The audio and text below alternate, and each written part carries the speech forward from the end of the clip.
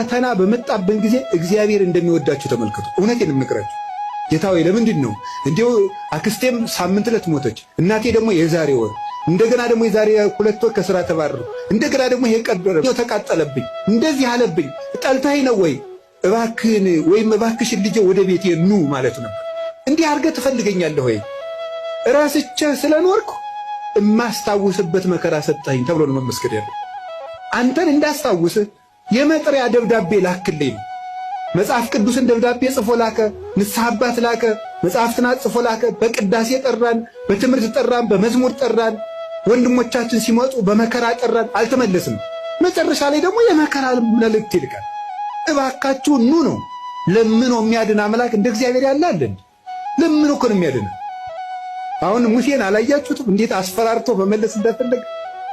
እስራኤል ጣዖት ሲያመልኩ ሙሴ አቤት ተወኝማ እጄ ላጠፋቸው። አሁን ሙሴ እግዚአብሔር ጨብጦት ይዞት እጄ ላጠፋቸው ነው።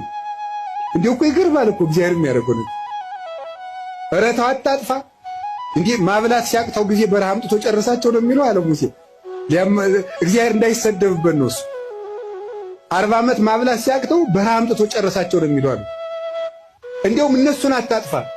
አባቶቻችን ሲተረጉሙ አሁን እግዚአብሔር ሊያጠፋቸው ወዶ አይደለም ሙሴ እንዲሰራቸው እንዲቀጣቸው ብለው